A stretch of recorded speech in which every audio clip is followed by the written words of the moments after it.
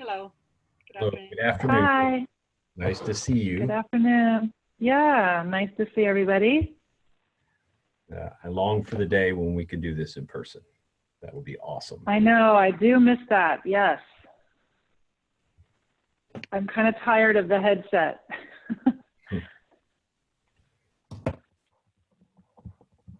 Looks like folks are joining. I'm on mute.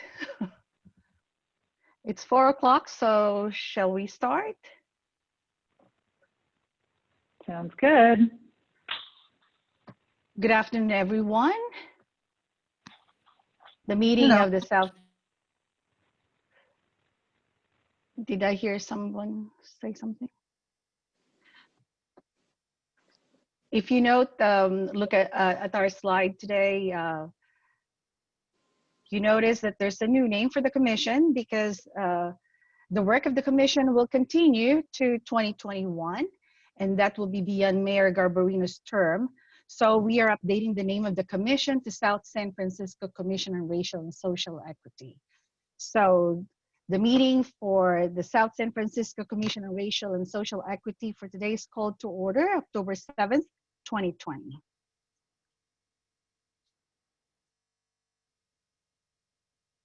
And if you notice, Commissioner Edith Arias has suggested that we have the simultaneous interpretation to Spanish. So today we are testing it out. Thank you to Tony Barrera of our IT department, Christina Fernandez, and of course, supporting is our city manager, Mike Futrell. So this becomes a reality today. This will be the first meeting that we will be interpreting this in Spanish. So as you can see, there's the instructions on how to get there.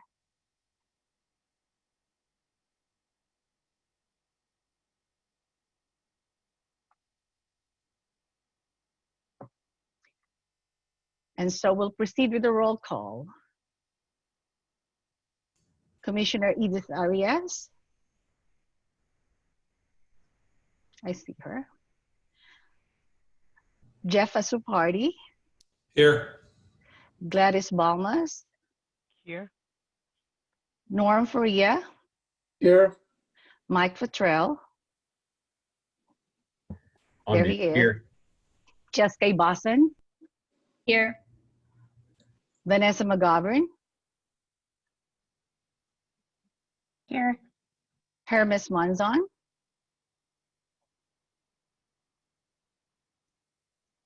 Patricia Murray.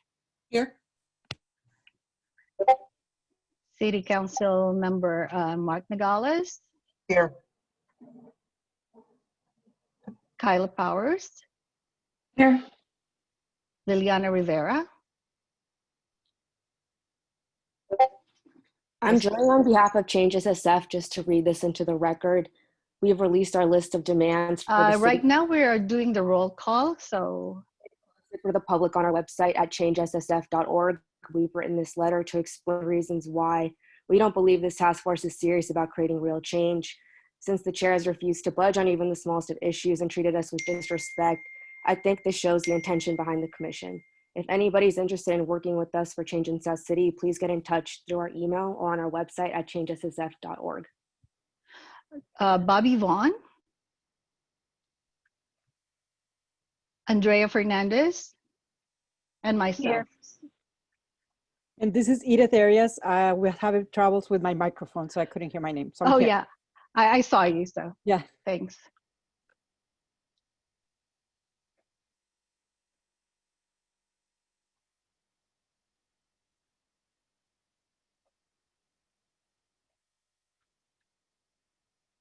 Okay.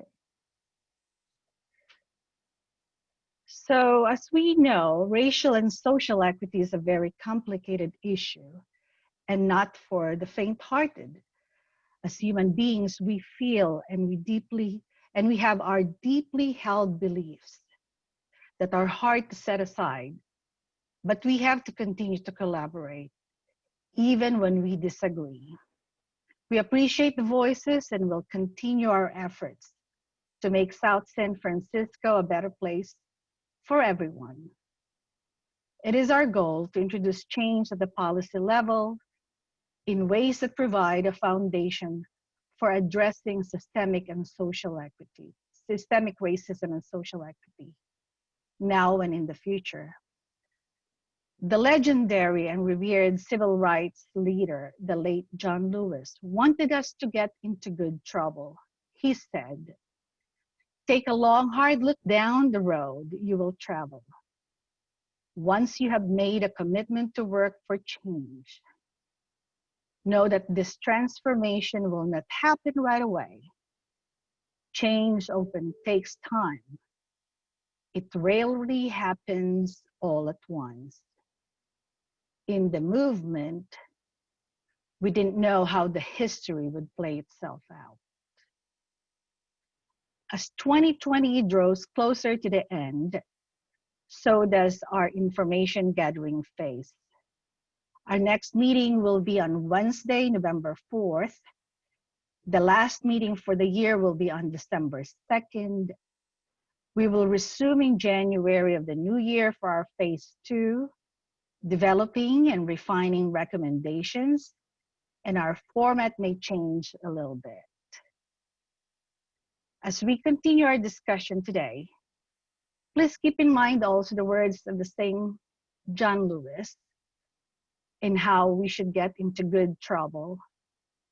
Release the need to hate, to harbor division, and the enticement of revenge. Release all bitterness. Hold only love, only peace in your heart. Once all the meetings have ended, my hope is that we have a body of work that can be integrated into the city's future planning. As commissioners, council members, and everybody in the city, we're all invested in that.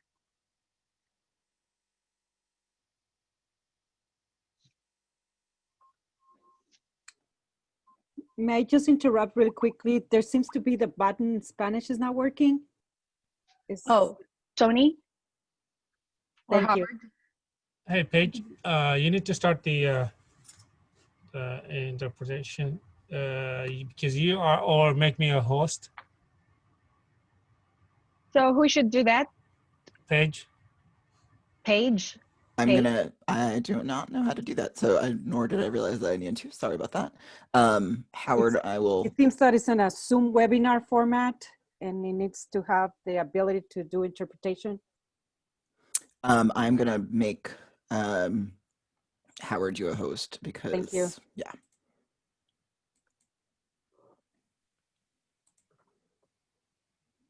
Thanks for letting us know about that, Edith. Apologies for that. Thank you. What happened? I don't.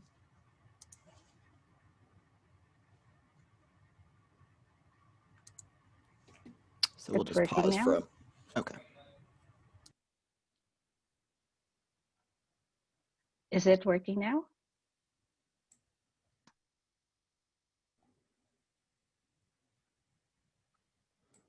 The person that is waiting texted me, not yet. Wait.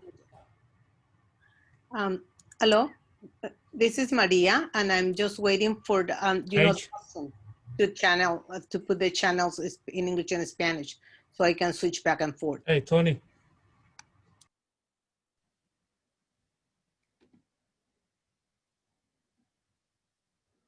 Sorry, while we figure this out, folks, appreciate your patience.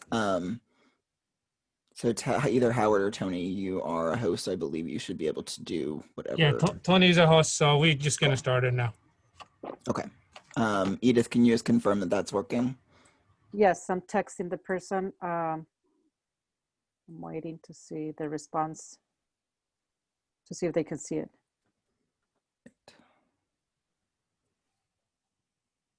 No, they can't see it yet. No, todavía, okay, yeah, now I got it. Okay. I see it too in my screen too. So yeah. Now it just showed up. It just appeared right now. Okay. Okay. So Wonderful. it's ready. Thank you. Tony, if you want to make me a host again, thank you. Or make me the host again.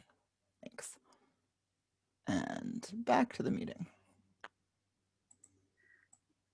Edith, can they see it now? Or can they? Yes. Yes, we can see Okay, it. great. Yes, Okay, thank you. wonderful. So we would like to welcome today, or we have I have announced it before that Sharon is joining us. So welcome Sharon to the team. As I have said, she's a management fellow of the City of South San Francisco, and she will be working with our consultant team made up of Rainey and Associates and Myra of Center for Consulting to support the commission.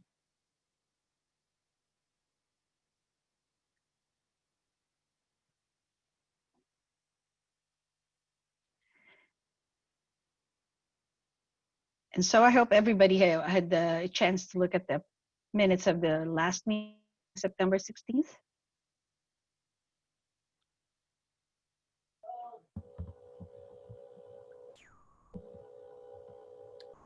I would make a motion that we accept the minutes. I second it. It has been moved and seconded that we approve the minutes of the September 16th meeting. Those who are in favor, please raise the hand in your.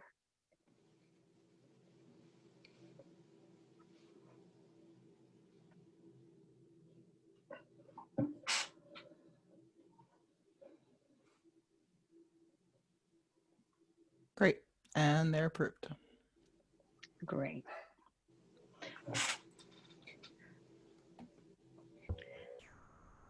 Before we go any further, Madam Chair, I was hoping Sharon might just say hello and say a little bit about herself. Oh, sure. Sharon, as the management fellow to the commission, will be doing a lot of the heavy lifting behind the initiatives that the commission has already identified and those we may identify today, effectively creating white papers and bringing those to the commission as we do deeper dives on some of the broader principles that the commission has decided to follow. So her work is really important, and I think it's important the commission knows her. So Sharon, are you? I know you're on. Let me see if I can find your picture. Good afternoon. Can you all hear me okay? Yes. So as Mike and Flora both mentioned, my name is Sharon Watts, and I do appreciate the opportunity to join the South San Francisco Commission on Racial and Social Equity as your management fellow. I am a recent graduate of San Francisco State University with a master's in public health and have over 20 years of professional experience in the public and social services. I am a firm believer that this work, the transformative conversations, the research will help us to all come to collaborative approaches to solution building that directly impact racial and social equity here in South San Francisco. So my task is really to support the commission, to support the community in gathering the research, the data, compiling information so that the recommendations truly impact the communities that we're discussing here tonight. Thank you so much. Thank you, Sharon.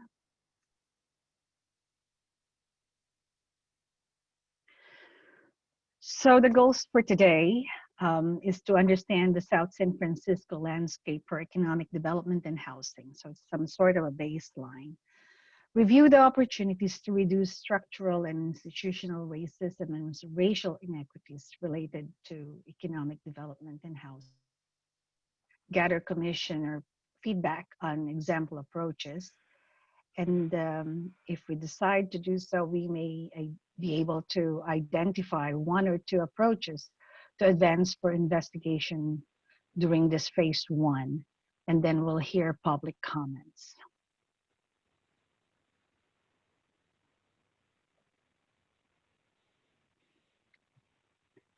Now I'm handing it over to Kim from Rainey.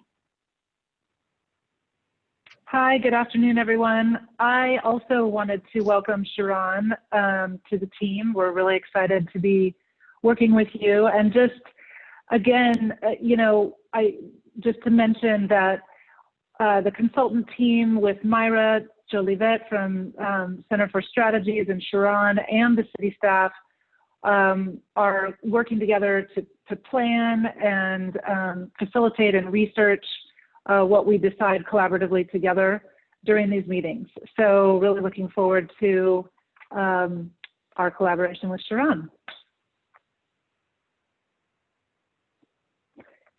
So today, as we've heard, we're going to be focusing on racial inequities and opportunities related to economic development and housing. Those are pretty big topics. We're going to try to cover both of them today. They're obviously interrelated.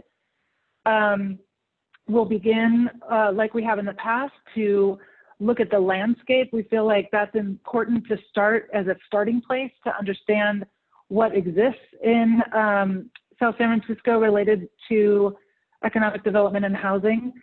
We also have presentations from strategic economic, well, I guess I'll say, I wanted to thank Nell Stellander, the Deputy Director of Economic and Community Development Department from the City of South San Francisco, for helping identify information that we're going to include in the landscape. And also strategic economics help to identify information that we'll be presenting. And then we will be hearing from Kalisha Webster at Housing Choices, and then also Ricardo Nunez from Sustainable Economies Law Center. So we're going to get a range of perspectives today, and then we'll be looking at some example approaches and see if there are any approaches that we're interested in further investigating before we get to phase 2, which is coming soon. So like Chair Nicholas mentioned, we are nearing the end of phase 1.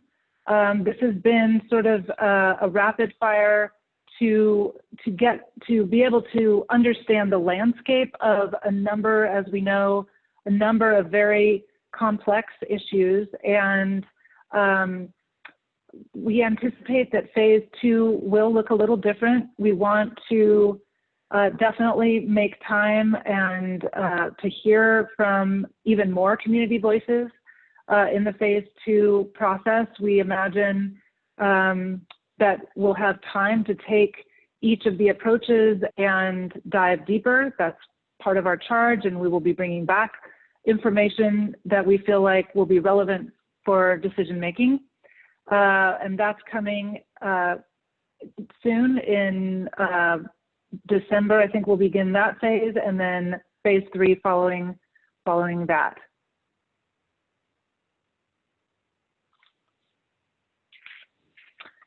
So here we are in meeting number 5, Housing and Economic Development.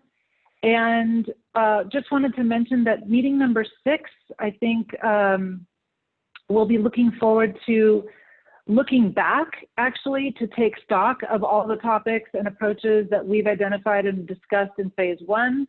Sharon, I think, is going to lead that meeting, so we'll be looking forward to having an opportunity to talk a little bit further about those approaches and hearing from folks. So that is our next meeting, and that will take place, as we mentioned, on November 4th.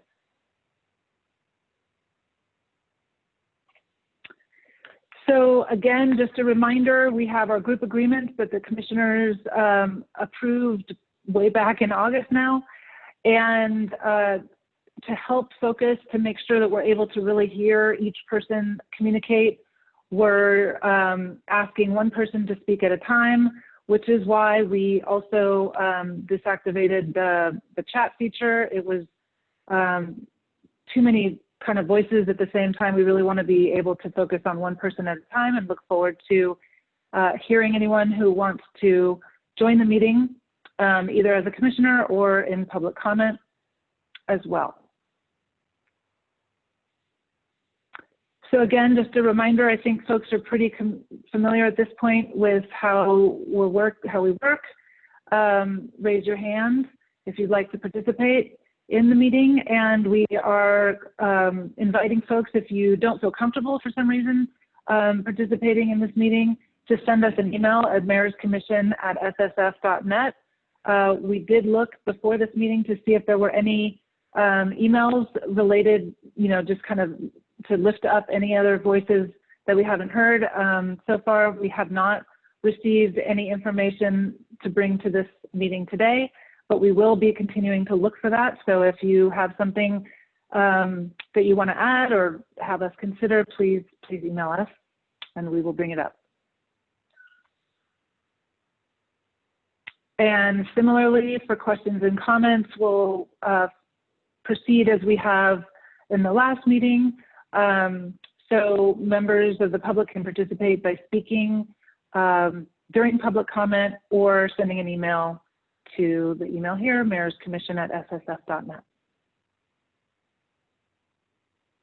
Okay, so with that, I will hand it over to Paige to explain a little bit about the local landscape related to economic development and housing. Thanks, Kim. I'm just gonna, sorry, I only have so much screen, so I just need to make your photos smaller, sadly. Great, so this is just a heads up that this is going to be a lot of information, possibly even more complex than the other topics, although all the topics have obviously been incredibly complex. Part of the complexity is due to many people not being as familiar with housing policy and landscape and all the intricacies as they are with education or social services. So I fully anticipate that there will be questions, and we have some experts on the line from the city as well as from strategic economics who are working on the general plan update to answer questions, and we can also follow up with any questions that we can't get to today. So the big context around housing affordability and economic development is really that cost of living in the Bay Area and in the peninsula and in South City is very high, and wages are high for some people, but not for many. And it is clearly very challenging to afford a high cost of living when you don't make enough. And so these are some data around that, basically, that owners and renters that are considered cost burdened at the national level are households that spend more than 30% of their income on either mortgage or rent or housing costs. And you can see that since 2000, that's been increasing. The percentage of households that are cost burdened has been increasing. And we also know that because of, again, the high cost of living and various expenses in the area, that there are many households that spend far more than 30% on housing and on rent. And then these issues on the left are issues that were identified through the Community Collaboration for Children's Success process that throughout all the communities for CCCS, and certainly true for SSF as well, high cost of living and lack of living wage jobs and career pathways for young people and for families, parents, were just insufficient. And that was identified consistently as the largest barrier to children's success in all the neighborhoods, disproportionately impacting families of color. As we know, or I think we know, poverty is highest in a few neighborhoods. I don't think that this will surprise anybody. At the same time, these neighborhoods are also some of the parts of SSF that have the lowest unemployment rates. And that's largely, again, due to wages not being as high as necessary. And so people are often working multiple jobs and trying to make ends meet and still struggling. There are national, state, and local racial disparities, or it's the racial wealth gap, around median household income, wages, and assets. Clearly, if you can't save money, it's hard to develop assets if you're living paycheck to paycheck, which is often the case is the case for many people, and even more with COVID. For SSF, Latinx SSF households have a household income, median household income, or at least pre-COVID they did, of 84% of white SSF residents, and only 64% of the median household income for Asian SSF residents. A few racial inequities in housing, just to ground us. So the subprime mortgage scandal, I guess, for lack of a better term, sorry, that resulted in the foreclosure crisis around 2009. You may know that that heavily impacted communities of color and neighborhoods with high proportions of residents of color. That is true in SSF as well as San Mateo in California. And as you can see, SSF, even though there were not as many subprime mortgages in SSF compared to other places, racial inequities still exist, even locally. And then Latinx SSF residents, while they have the lowest rate of subprime mortgages compared to other racial groups, they're also the most likely to be denied, have their mortgage application loan denied entirely. So that's kind of the flip side, major barriers to housing and housing stability. Very quick overview of the policy landscape for housing affordability. RHNA, the Regional Housing Needs Allocation, is basically guides a lot of housing policy regionally and throughout the state. It's updated every 8 years, and the city of South San Francisco, as well as all cities and counties that are managing unincorporated areas, are expected to issue building permits to meet the new projected needed housing units. So it's basically calculated in short through projections around, based on the number of new jobs, how and the population growth in an area, how many new housing units are anticipated. And so trying to address that, and part of that is having a certain number of units that are supposed to be available for very low income, moderate income, and above moderate income. And SSF, as most places, as is true of most places in California, has more building permits for moderate or above moderate than very low or low.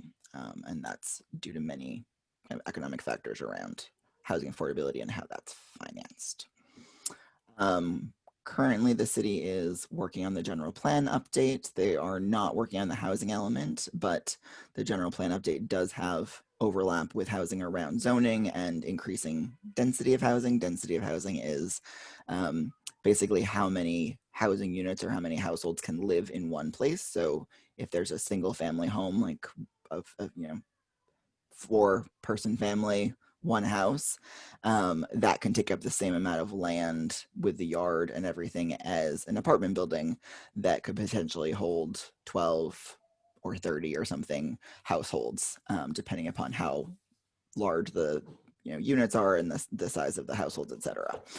So density, which is something that throughout the state, there's encouragement and incentives for local governments to increase density, especially in transit-rich areas, is related to zoning, and that's kind of one of the things that's being considered in the general plan update as well. Oh, and then sorry, quick other note is that two of the reasons that that affordable housing was not built at the level that would have been ideal, I guess, in the last most recent RHNA cycle, and even at the beginning of the current RHNA cycle, is that there was a court decision, a lawsuit that ended up having it be ruled that inclusionary zoning and requirements. So you may be familiar that SSF has one and San Francisco has one, many other places have it. Basically, it means that developers of new housing need to either provide a certain percentage of affordable housing units as part of a development and reserve those for lower income households, or they can pay kind of the equivalent or estimated equivalent value into an inclusionary housing fund that then the city or jurisdiction uses to build affordable housing. That was ruled not acceptable by the California Superior Court in 2009. So that made it even harder to finance affordable housing. The state legislature fixed this in 2018. And so that has been a little bit better since then, but clearly still in progress. And then also in 2012, the redevelopment agencies throughout the state were dissolved, which was another way in which affordable housing was financed and developed. Hopefully I'm not losing too many people. I know, again, this is a lot. So this is a little bit more information from the general plan. So again, things that I think people are largely familiar with is that housing costs, especially housing sales, are incredibly expensive in the Bay Area. And there's a lot of concern about displacement of lower income residents, either who can't afford increasing costs, or especially for renters, if their rent gets raised a certain amount, they may not be able to afford it. They may, many people have been moving to the Valley or Stockton or Contra Costa County, et cetera, because they can no longer afford the peninsula housing. Especially if they are not able to stay in the housing that they've had for often a very long time. So this map, it's a little confusing, but basically indicates that the darker purple areas are more at risk for displacement. And those are estimated, that's projected in a variety of ways, but largely connected to how many households are renting their homes, since neighborhoods that are predominantly renters are more susceptible or more vulnerable to displacement, because the renter population can, for many reasons, be displaced more easily than owners. And then also housing cost burdened renter households and low income households in general. Quick note, courtesy of Nell from the planning department, renter assistance is currently available because of emergency relief through COVID. And so if you or folks that you know do need help paying rent due to COVID, or even if you need help paying rent or other basic needs not due to COVID, please reach out to the YMCA at Huntington Ave in South San Francisco. They are the county's designated community resource center for South San Francisco and San Bruno, and are able to connect people with the resources, again, around rent and other resources as well. They do a lot to address housing instability and homelessness as well. Okay, and then moving on to economic development, which is clearly linked to housing affordability, because if you make more, you can afford more, and you can afford to make ends meet. SSF has a much lower rate of Latinx business owners compared to other races. So only 3.5 Latinx business owners per 1,000 residents, compared to 28, almost and a half Asian business owners per 1,000 residents, or almost 39 white business owners per 1,000 white residents. And you can also see that it's lower for Latinx business owners compared to the state and the county even. Middle wage jobs in the Bay are, again, this more information that may seem very obvious, but is important to be aware of for economic development. So there's been pretty consistent and some growth around low wage jobs and around high wage jobs with Silicon Valley.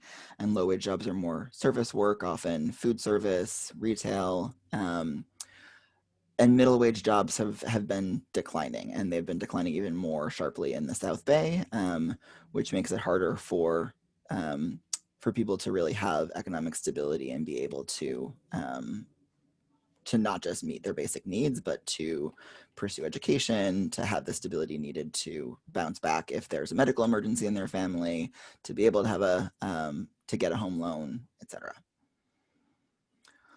And then CCCS also highlighted that parents and youth need living wage jobs. I mentioned that earlier. And that is connected to career pathways in many ways. So that is a combination of opportunities, in so much as that there need to be actual relationships and mentorships between young people or parents and community members and folks that are in these higher paying jobs. We know that SSF has many higher paying jobs, but connecting residents to those people around what are the skill sets that are needed, what are the, who do you need to meet and network with so you even find out about the jobs that are open.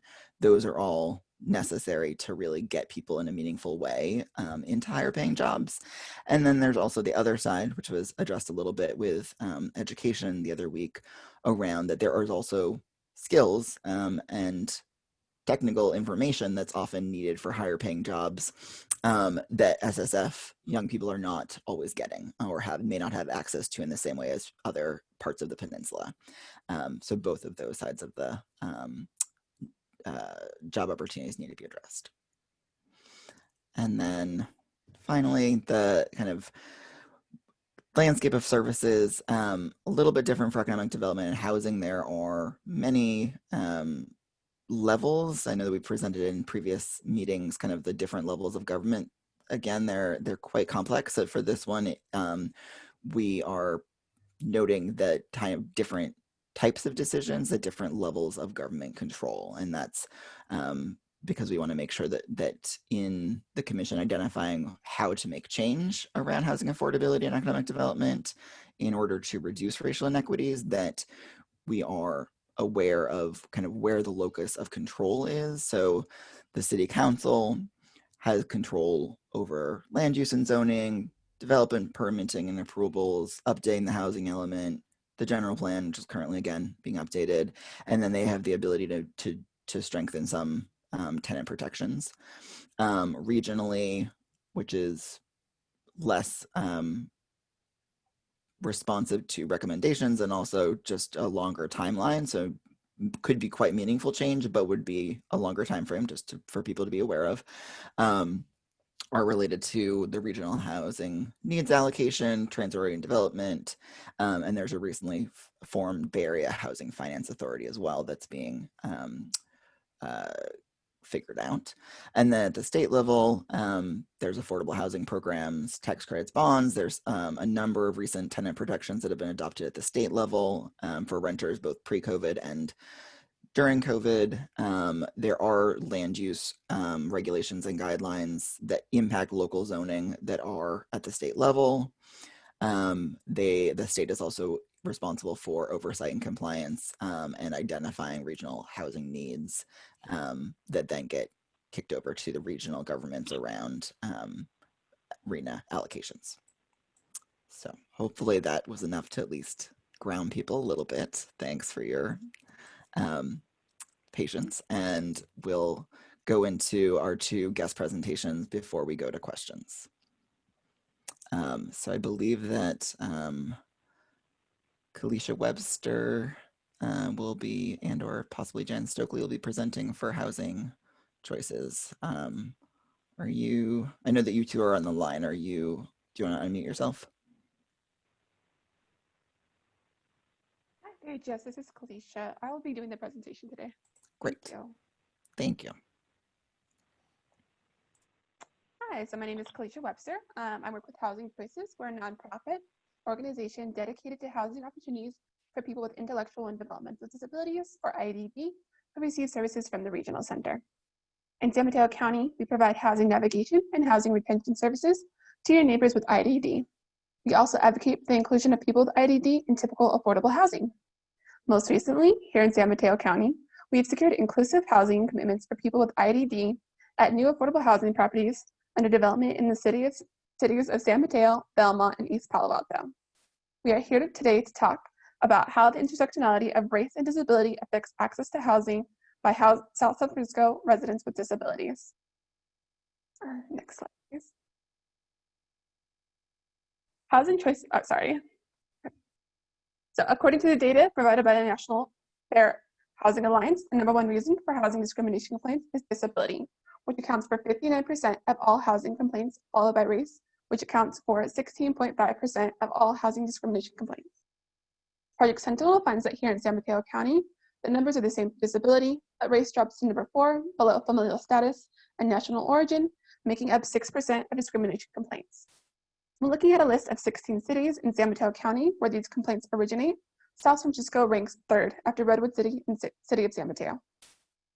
Among national housing discrimination complaints, the #1 type of disability experiencing discrimination, according to HUD, is not physical disability, but mental disabilities. These types of disabilities, such as IDD or mental illness, are sometimes considered invisible, as they are not as obvious to the naked eye, but during interactions they may present differently, and for this reason often face increased stigma and bias. On this graph, we see data from the California Center for Budget Policies and Priorities, showing that San Mateo County ranks #1 among the 58 California counties in unaffordability of housing for people on SSI, which is the public income benefit for people with disabilities. In San Mateo County, the fair market rent for a 1-bedroom apartment is almost 300% of the maximum monthly SSI award for a single person. Although not all people with disabilities are completely dependent on SSI for the main source of income, most are limited in their ability to find the kind of high-wage, full-time employment required to afford to live in San Mateo County because of their disability and lack of accessible job opportunities. According to the San Mateo County Assessment of Fair Housing, 53% of San Mateo County residents with disabilities found searching for housing to be extremely difficult, with 67% citing the cost of housing. In comparison, only 39% of all respondents, including people without disabilities, found their housing search to be extremely difficult. People also reported finding housing that is affordable, near public transit, and has accessible sidewalks to be nearly impossible, with 45% of South San Francisco residents with disabilities stating their current housing does not fit their accessibility needs. For many people with disabilities wanting to live independently, their best option for finding housing is at low-income housing projects. However, even this is made difficult by the limited supply and extremely high area median income, which is used to set rents and determine levels of affordability at these projects. In San Mateo County, area median income is over $100,000 for a single person. This slide shows the percent in each California county by which the rent for an affordable apartment priced for an extremely low income or ELI household, the lowest income range targeted in affordable housing, exceeds the monthly SSI award of $940 per month.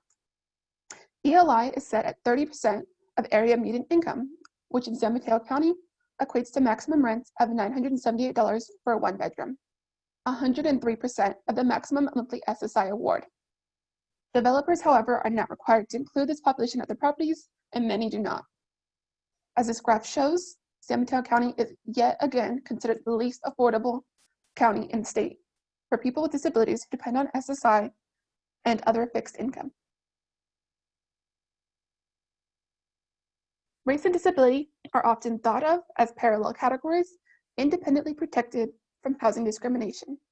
But an emerging body of research addresses the impact of being both a person of color and having a disability by reference to the concept of intersectionality. For example, this chart from the National Disability Institute shows us that all households with disabilities are more likely to be rent burdened than all households without disabilities. But the impact of housing unaffordability is even greater for households of color with disabilities, particularly Latinx and Black households. This concept of intersectionality demonstrates that existing at the intersection of both race and disability is a greater challenge than race alone or disability alone. We see this locally when we look at housing opportunities for residents with developmental disabilities. Of white adults with IDD living outside the family home, 37% have access to their own apartment with independent living or supported living services, compared to 31% of Latinx adults with IDD. And according to data provided by HUD on demographics served by their multiple assistance programs, white non-Hispanic households make up only 29% of those served by all programs in San Mateo County. Yet, for Section 811 funding, which is specifically targeted for properties offering services for people with disabilities, white non-Hispanic households make up 73% of those served. So, what can the city do now to increase housing opportunities for its residents of color with disabilities? First, as part of the pending general plan process, in accordance with Example Approach 6, look for options to zone for higher density housing to allow South San Francisco residents of all races, incomes, and abilities to continue to live in their hometown. Many developers are reluctant to include ELI apartments and lower density housing as they want to maximize profit. Without planning for higher density housing to encourage development of these units, the city cannot address the impact of housing inequities on people of color with disabilities. In conjunction with encouraging development of these units, and as part of Example Approach 5, collaborate with the Housing Authority in San Mateo County to secure project-based vouchers for city-funded affordable housing so that people with disabilities who depend on SSI and others on fixed incomes can afford to live in the city's affordable housing.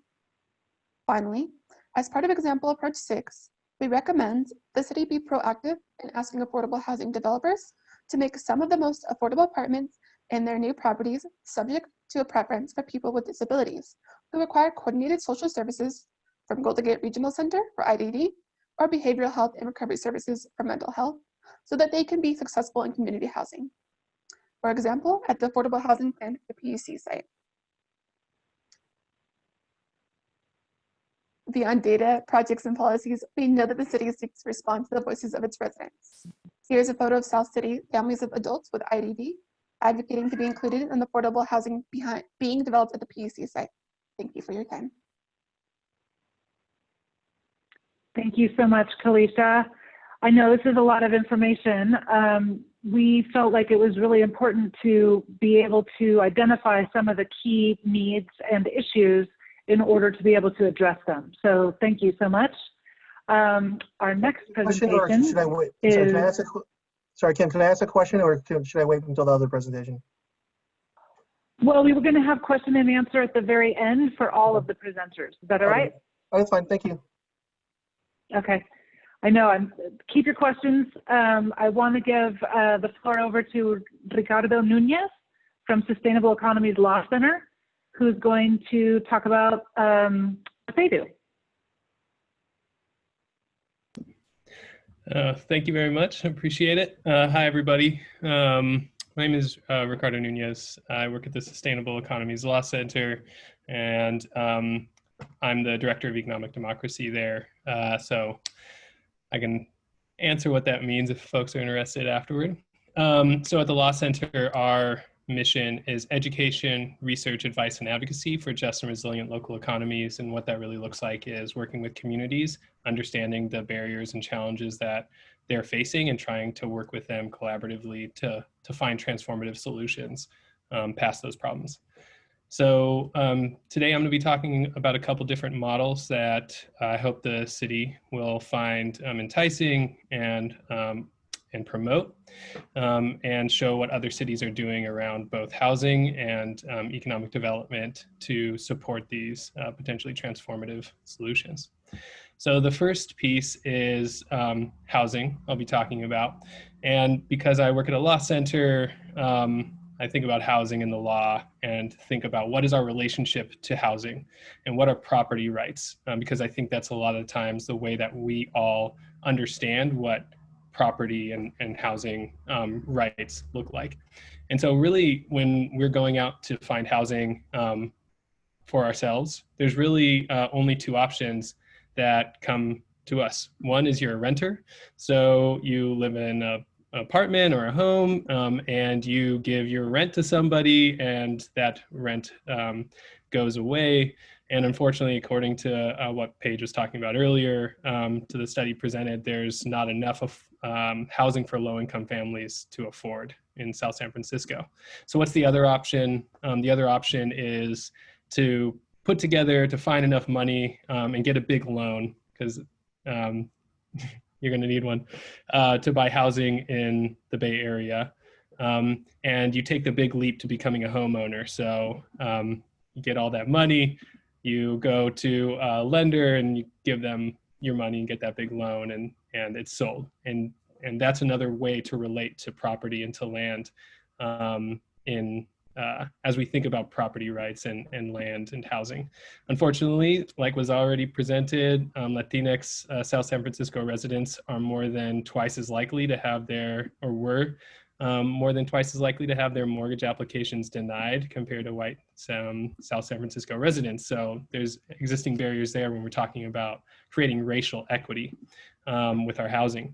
So when we're trying to figure out between either owning something totally or being a renter if those are only two options, then what are some alternatives? And the alternatives are in between, that in between space that really holds the key for economic stability when we're talking about housing. And so when we're approaching this work, speaking with policymakers and community members, we always like to do a little how did we get here, to understand that how we got here and the choices that were made, so that we don't make those same choices again. And one way is that a lot of people just think this is the system that we live in. When people own property, the value can rise, but a lot of times it's not because of anything that they did it as an individual, but something that the community together did to make the place better for everyone. We treat our homes as commodities, and many of these issues come primarily from our view of land and housing as a speculative commodity on a speculative market, rather than something that everyone should have access to, housing as a right. And so we just think that this is the way that the system works. But is this the way that the system has to work? So how did this come to be, and how can we reshape it and not make those same choices? One is, a lot of people talk about redlining as one of the ways that racial disparities and intergenerational wealth was not accumulated by Black and Brown community members. And I live in Oakland, so we have a picture here of Oakland and the redlining that was done there. But it's not only redlining. There were also other legal mechanisms supported by cities to exclude particular races from being able to root and create home ownership and home for themselves. Here's a picture of Sing Sheng, I hope I'm pronouncing that name right.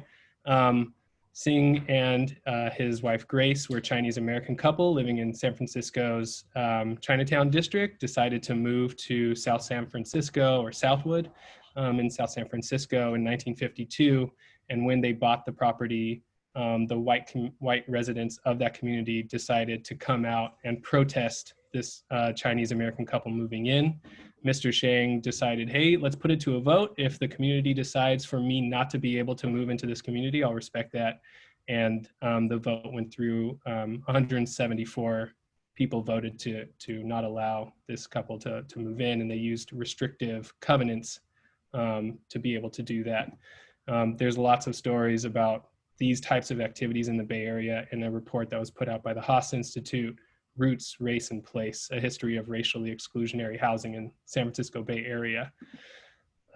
So in sum, we know, based off of what the other presenters discussed, there's clear recognition that there's a housing crisis. The evidence is that the current systems aren't solving it, and current systems, in fact, perpetuate it. And we need new solutions to combat this problem. And there's mounting evidence that community self-determination is the best way to solve it, to put these choices and this power and control back into communities, which is why self-determination models, like I'm about to talk about, can and should be advanced by local government. So let's do something different. Sorry, Ricardo, yes, I just want to mention, I think, there's a translation challenge happening. So Maria, could you switch to your phone audio? I think then this translation will be a little clearer, and hopefully, didn't mean to interrupt, but I want to make sure people can hear you and understand what you're saying. Thank you for reminding me about that. I'm used to being in person or seeing the translators, and I can see them doing the stretch to get me to slow down because I tend to talk fast. Yes, so we need to build new solutions that work for every person, that are possible within the current legal framework, that are focused on economic sustainability, and that are focused on housing, managing the land where we live. So one option that we look to are community land trusts. So community land trusts take land off the speculative market to make it permanently affordable. Typically, the land is owned by a nonprofit designed to develop and steward the land on behalf of the community and its residents of the land. Usually there's a tripartite board. A third of the board is residents who live there, a third are experts, and a third are community members who don't live on that property to help guide and steward that land trust, or the land that the land trust stewards for community. And there are plenty of organizations in the Bay Area who do this type of work, who do this support work, who help find capital and access capital to be able to buy this property. So there are plenty of organizations there to support. Another model that we look to are housing cooperatives. Housing cooperatives, like the East Bay Permanent Real Estate Cooperative here, one of the clients of the Sustainable Economies Law Center. They provide a way, housing cooperatives are owned, resident-owned housing, and so you don't have a nonprofit or another or outside stakeholders if you don't want to. It's owned and controlled by the community members themselves on a one member, one vote basis of how to run and operate the housing and the land.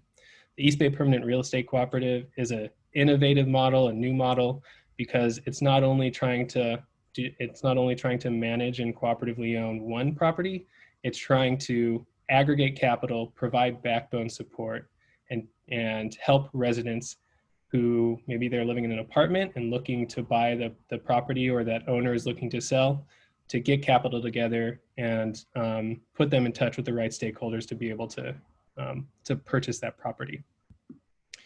And so what can cities do? What are cities already doing to help incentivize or create some space for these types of models to exist? One is the Tenant Opportunity to Purchase Act, or ordinances that are popping up around the country. One was recently signed into law, essentially in Berkeley. Berkeley's mayor said, "We have a housing crisis and the public expects us to take bold action to fix it. There are growing inequities in the rental market born of speculation and greed, and we must level the playing field if we're going to turn the corner on housing affordability and its nexus to homelessness. TOPA, or Tenant Opportunity to Purchase Act, is an important part of a suite of strategies Berkeley is employing to help make that happen." It's not only in Berkeley. Washington, D.C. Has had a TOPA law for over 30 years. You can see the studies of its impact there.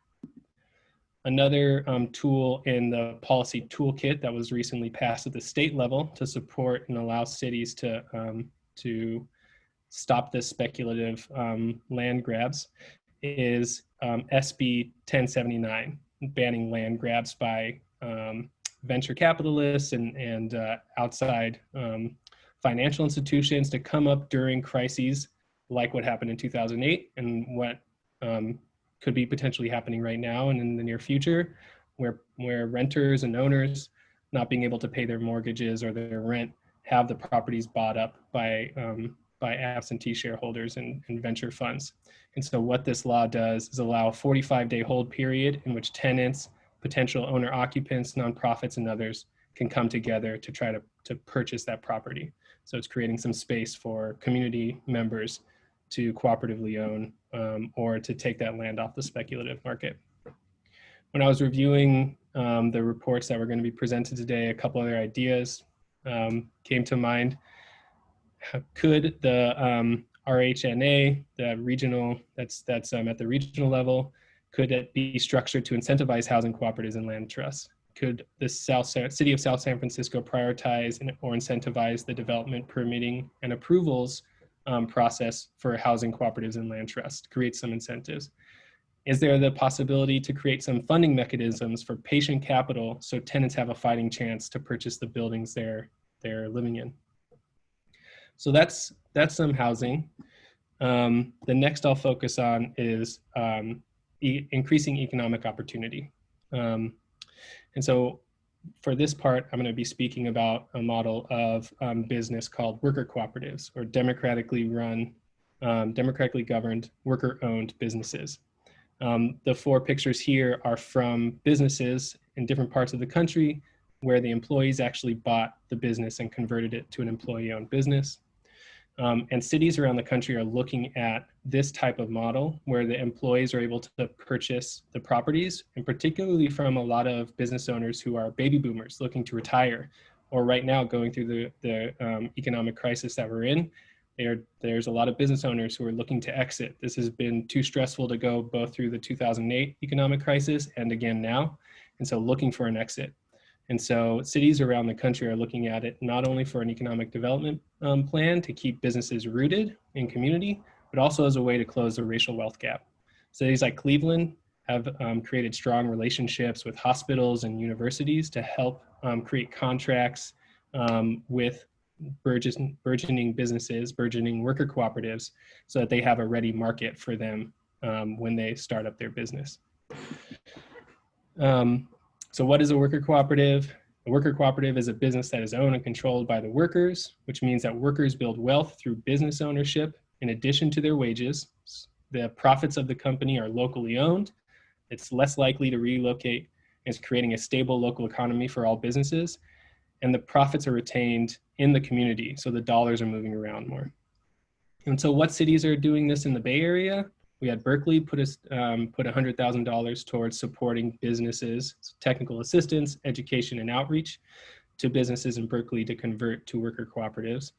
Santa Clara heard about this, and there was advocacy done there where they did the same thing, $100,000 towards starting to move the ball on incentivizing worker cooperatives. I'll skip this for now, but so why worker ownership? It's great that the company is owned by the workers and you have these other benefits, but it actually makes business sense.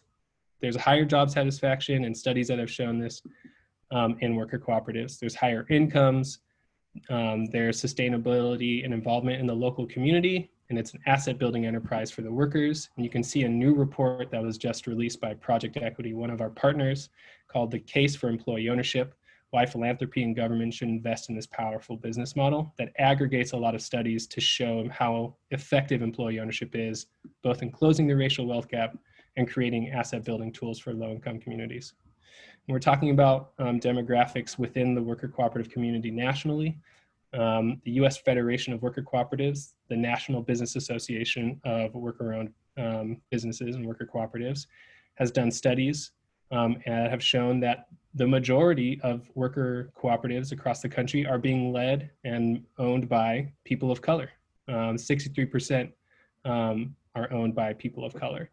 So this is a little bit old. This study was done in 2014, 2015, and there's some new studies that have shown, and the statistics bear it out. Another thing that worker cooperatives are great at is resiliency in economic downturns. So there was a study that was just put out by the US Federation of Worker Cooperatives and their sister think tank organization, the Democracy at Work Institute, that has surveyed worker cooperatives across the country during this COVID crisis and found that they have weathered the storm more effectively than conventionally owned businesses, where they had less people laid off, and they found other ways to maintain economic solvency and keep the business floating without laying people off. So what are some ways that cities can support this model? There's a lot of different strategies and a lot of different tools. Here are just a few. There's outreach, there's education, technical assistance grants, and amending loan programs to finance conversions. One of the things that we really worked with the city of Berkeley to do was to create or to amend their existing revolving loan fund for small businesses to enable them to be accessible to worker cooperatives. So there's these little, you already have tools available, let's just tweak them and make them available to this type of model, this cooperatively owned model of business ownership. When we think about the Bay Area, we have a plethora of organizations who can support this type of work. So there's not a dearth available out there if the city wants to engage with practitioners and specialists who do this type of support. And it's not only at the local city level, but also at the state and national level that you're seeing this business model being incentivized.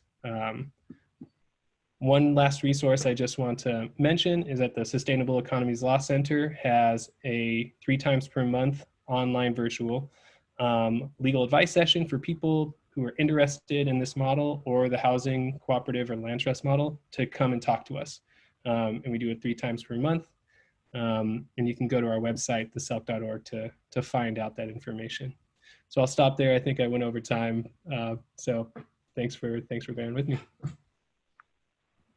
Thank you so much, Ricardo. Lots of information. I think we've got a couple folks that are very interested already in asking a couple questions. I saw, Mike, you had your hand raised early on, so we have about 10 or 15 minutes for questions on this portion of the presentation, and then we'll go into some example approaches that we want to talk further about, but I'll just start with the questions. Go ahead, Mike. I'll be brief. And actually, that last presenter from the Sustainable Economics Law Center really addressed some of it. Very exciting presentation. I want to dig deeper into those ideas. I was very concerned in the beginning about the number of Latinx business owners and wanted to pose what can we do about that. But I saw some great strategies we should pursue from that last presentation. That's just way too disproportionate, and there's got to be a reason there. And I'd like to dig into the facts and understand why there's so few Latinx business owners. And there should be, for all the great reasons, again, that last presentation presented. So he really answered my question after I raised my hand. But a couple of quick things. There was a mention of the general plan. So just for the group, there is a racial and social equity chapter to the general plan. Now, the general plan is the city's 20-year strategic plan. State law requires that we have one, and that the city council must follow the general plan for the next 20 years. So I think the work of this commission should inform the new general plan, which is being written right now.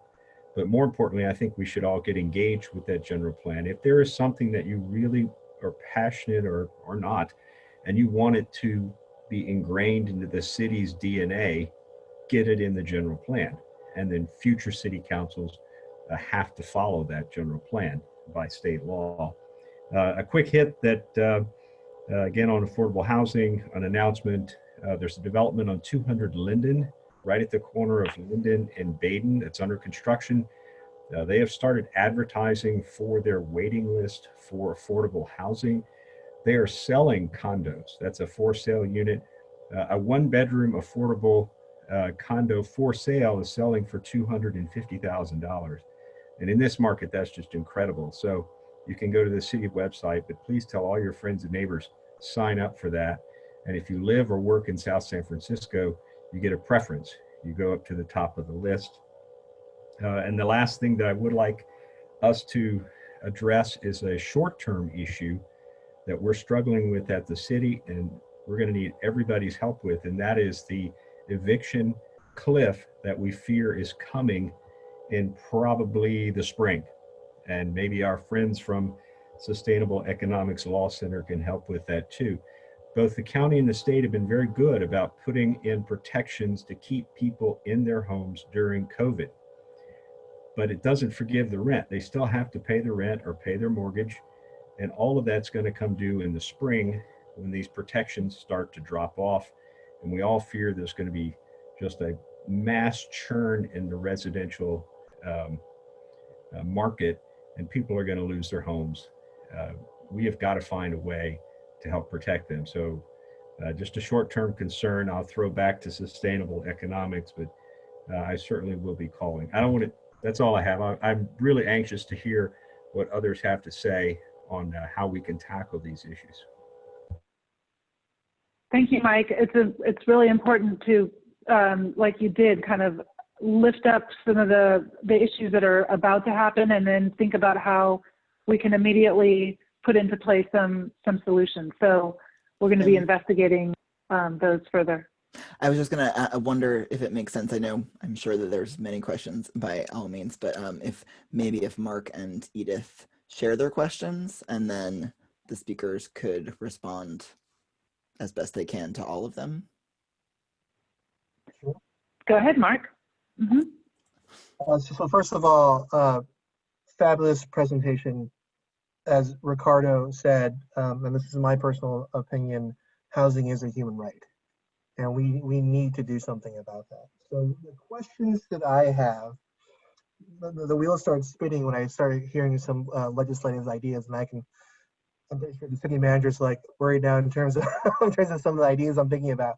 So I love the idea of a community land trust and looking at the TOPA. I would love to learn more about that and see how we can implement that here in South San Francisco. I think there are examples already throughout the Bay Area. You mentioned Berkeley as kind of the lead for that. I would love to see how we can implement that here in South San Francisco. I think any way we can improve and have more affordable housing and have people own and have people stay and live and work in South San Francisco is an absolute imperative. So I wanted to bring up another question. Now we have a live-work preference here in South San Francisco. And I know that the California Fair Housing Act and the Federal Fair Housing Act restricts us in terms of requiring, I guess, individuals living in the household. But we are allowed to do some sort of live-work preference. And one of the things that was mentioned was disability. I would love to see if it's possible within the framework of the California Fair Housing Act and the Federal Housing Act, if we include also with live work, but also disability preferences in our policy. That's something I think we should take a look at. And I know, Edith, you're very passionate about this policy and this issue. And I think we should have a bigger, broader conversation on how we can ensure that all residents of South San Francisco have an opportunity to live here. So I would love to see if we can take a look at that, if that's within the scope of what we can do. In terms of youth, absolutely. We need to get more youth involved in terms of working. And I know that we were actually thinking about doing some sort of jobs youth program. And I think we're going to look at that again next year. Am I right, Mr. City Manager? You can shake your head. Yes, sir. We are. We can talk about more if we have time. It's pretty exciting. I love the fact that we're going to do that because it is our responsibility to help our youth to make sure they get good paying jobs here in South San Francisco, to train them. And I just love the fact that we're having this conversation. And I also love the fact that there's this worker collaborative, that there was an opportunity for workers to kind of buy into their community by owning their own business. There's this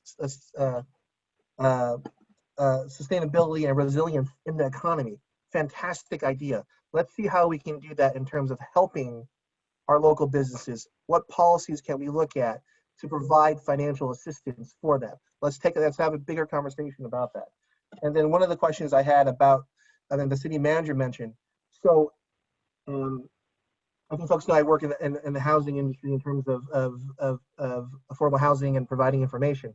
And the city manager is right. At some point, these protections are going to end. And we have to think of something broader in terms of providing assistance to our residents who potentially are having a difficult time paying for rent. There's going to be a wave of individuals who are going to be affected by these moratoriums ending. So we need to step up our game in terms of how we can help them. Is that further financial assistance? I have some ideas on what we can do in terms of financial assistance, but I'm happy to talk about as we get further down the road. But this conversation is so important. And I want to thank our presenters because you really have focused on what we can do policy-wise. It's something I think as a city council and I think as a community we can take a look at and also promote. So I just wanted to say thank you. Thank you so much, Mark. I think Edith, you're next, and then Ernest, and then Kayla. Okay, well, first of all, again, thank you for the presentations. I think it would be hard to try to comment or ask a question related to those two because there's a lot. There's a lot of comments and questions, but I did take some notes, and I appreciate Commissioner Mark and Commissioner Mike posting their questions and their comments because they were also related to what I had. Therefore, I'm just going to talk about the notes that I took related with the displacement of people with lower level of education that was presented in the beginning, because in South San Francisco, there's 1/3 of our population is Latinx or Hispanic. And there's 3 high schools. In these 3 high schools, about 30% of Latinos are in El Camino High School, 57% of Latinos are in South San Francisco High School, and 75% of Latinos are in Baden High School, Continuation High School. So therefore, if we talk about the level of education and owning houses and supporting our residents, I believe that education is going to be one of our strategies that we need to focus. because there's a very low percentage of being prepared to attend college in the statistics or data that I looked into South San Francisco High School, where again, more than 50% of the students who are high school students are attending there. Therefore, as they grow up and being youth here in South San Francisco, I don't see how the future for them would be to be able to own a house or even be part of the business or be an owner, business owner. But I wanted to mention also that there was, there's one thing that I want to comment that was not mentioned, and is Habitat for Humanity. South San Francisco had provided in 2008 for single family homes, and I'm the lucky and blessed owner of one of those homes that have provided the ability to pay my mortgage every month, to support my children to go to college. So both of my children are going to college because we have this house, and also financial security for my children's future. So definitely education is part of that, but also the partnership that South San Francisco as a city make with other organizations, just like Ricardo Nunez presented, I think is important. And I don't want to take any points away from individuals with disabilities. As you know, I have a son, 29-year-old, who has intellectual and developmental disabilities. And the PUC project that is happening in South San Francisco has the opportunity and the possibility maybe to get a set aside for residents with developmental disabilities. So I also would like to make sure that that's pointed out and that we continue that conversation. So thank you again for all the presentations today. Thank you. And I'll just, I think we organize these meetings by topic, but what the commissioners are pointing out is that these issues are so complex and related. And I think in our 6th meeting, we're going to have an opportunity to step back and take a look at all of not just the issues, but the approaches that we've talked about, and see how they relate to each other, and perhaps we can combine some of them as we move forward, because I think they are so interrelated. We wanted to sort of, be able to wrap our arms around each one. So that's how we designed these meetings. But I think coming up soon, during our next meeting, we'll have an opportunity to see how the approaches intersect and relate to each other, to your point, Commissioner Edith. Okay, Commissioner Hermes, you're up. Yes, thank you to the presenters. This comment is for Ricardo. I would like to know more about community land trust. That sounds very good tool to help our community, and how that could be work in collaboration with our city officials. I would like to get some more information on that. Yeah, sure. Yeah, there's, I can connect you and any other city council members, commissioners, staff with folks at the Law Center, at the Sustainable Economies Law Center, at the East Bay Community Law Center, as well as other organizations who have worked with cities to create some incentives and to break down barriers to incentivizing community land trusts. So happy to connect you with the appropriate resources there. Thank you. Okay, Kayla, Commissioner Kayla. Yeah, I have 2 questions on the regional housing need allocation data. So this is probably directed towards someone from the city, but do we have line of sight to where we are projected to be in 2023? Like, are we going to hit our goals, or if not, how far off in each category? And second question is, like, what accountability structures are there? Like, what are the consequences for not meeting those goals? Let me chime in for just a second, and then if I can, kick it over to Nell, who's the director of our housing office with the city, and who actually sits on a subcommittee that is dealing with the methodology of RHNA in San Francisco. So to your latter question, the state has not yet put a stick in the RHNA law. There is really no penalty for not meeting your numbers. There is a penalty if you don't turn in a plan, but the issue is that cities, because we do not have a housing fund, our housing fund was abolished by the state in 2008. There used to be a really big housing fund, but the state got rid of it. I think the recognition is because cities don't have a housing fund, how can they be held accountable for building housing? I do think that will change. I think at some point there will be a stick. You can see that coming. So don't mistake that for any lack of urgency. I've been city manager almost 7 years, and the city council has not turned down a single housing application that's come before it. We are just not that kind of city. But Nell, can you give us a little more input on RHNA and the numbers, and are we going to meet our housing goals? Hi, Commission. Nell Sealander here with the Economic and Community Development Department. So I would highly recommend that the Commission check out the staff report from the City Council meeting in early April. It's called the Annual Progress Report. It will show where we are in terms of meeting all of our numbers by each income level. It will also show what projects have been approved by through the planning process, but have not yet pulled a building permit. So the big differentiator here is we can approve a project, we can issue those entitlements, but we don't get RHNA credit for it until the developer pulls the building permit. And we have little control over when that happens. Obviously, the entitlements are only good for a certain period of time, but there are certain ways to extend those. And so, for example, right now, there's a lot of economic uncertainty.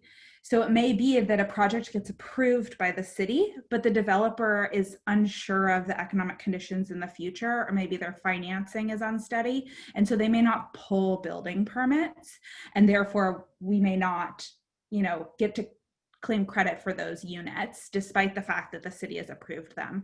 So because of that, it's really hard to project whether or not we'll meet our RHNA targets and at which levels. So we've already met the above moderate income category. That's, I shouldn't say that's easy to do. It definitely requires, a lot of effort. And as our city manager pointed out, council approving projects and our planning commission approving projects. But in terms of each individual income level, we will, if I believe Commissioner Arias mentioned the PUC housing project that has 160 units, of which many will be very low and low income, 160 of those. And so if that pulls building permits, prior to the end of 2023, then that will take care of a large chunk of those units. So it's really a matter of economic conditions, developer financing, and when the project actually pulls their building permits. And I'll add one thing. The current model really is not working. We all want to build affordable housing, but it's just not working. That's why I was really excited by the ideas brought forward by sustainable economics, and we should pursue those. Thank you. Let's take one more question from Commissioner Gladys. Yes, I think I have the same question before. So let me see if I understand. For even though these regional housing needs allocations are by different income levels, the city has nothing to do with what projects are coming in. You're just doing the approval of the process, and it happened to be for low, very low. You get categorized that way, but it's not that there is an incentive or there is a process to provide more support to those projects that are trying to address those lower levels that are so low in this allocation. Is that really what it is?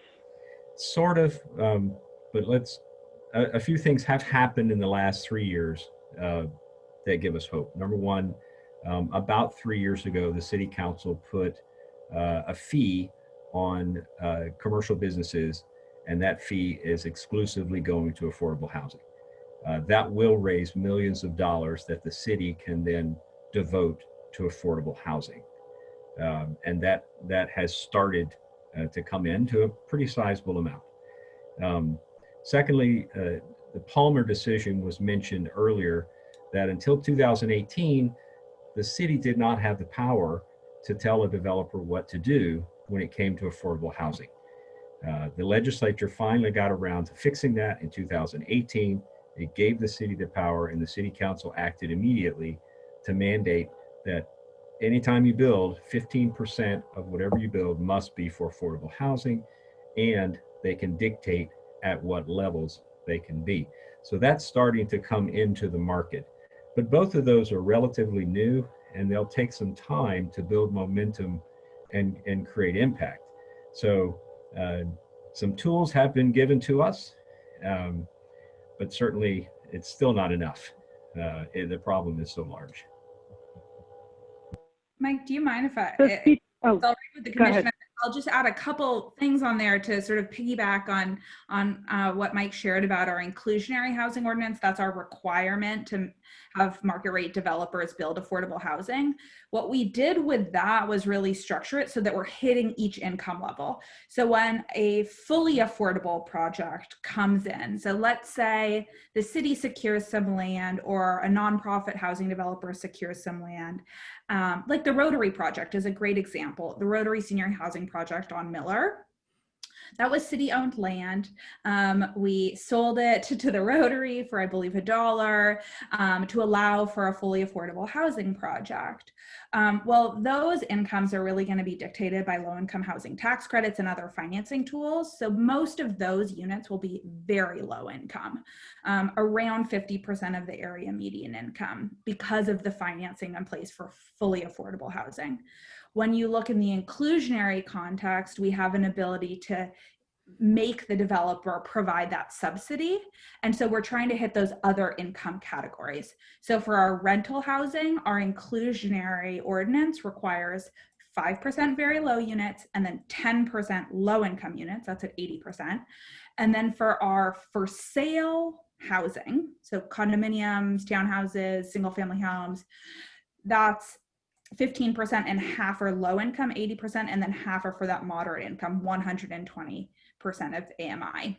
And that's how we're trying to hit those those three income categories on RENA, if that makes sense. Oh no, I know you're saying AMI and all those numbers. I think we understand in council, but I think for our commission, it's probably best to use numbers, like for a family of 4. Yeah. This is what affordable means. So I believe Kim had in her presentation, or Paige had in the presentation, a bar chart that showed the income, and that's for 80%. So that gives you a sense of, for a low income household, what a household at each size would make in order to qualify for that housing. It's all set at the county level, and those are the numbers that we use. Thank you so much, everybody. I know this is a lot of territory to cover in one single meeting. Go ahead, Paige. Sorry to loop back for especially Kalisha and Ricardo. I'm just curious, I want to lift back up what Mike and Mark had initially asked about. Kind of, I think the main question that I took from them was ideas for addressing the evictions that are potentially coming in the spring due to COVID, protections expiring, and just recalling back to the second commission meeting, right? We know locally as well as nationally, COVID has particularly disproportionately impacted low income and communities of color. And so we know that is true in San Mateo. And so COVID related evictions are also likely to impact communities of color disproportionately. So any ideas on that?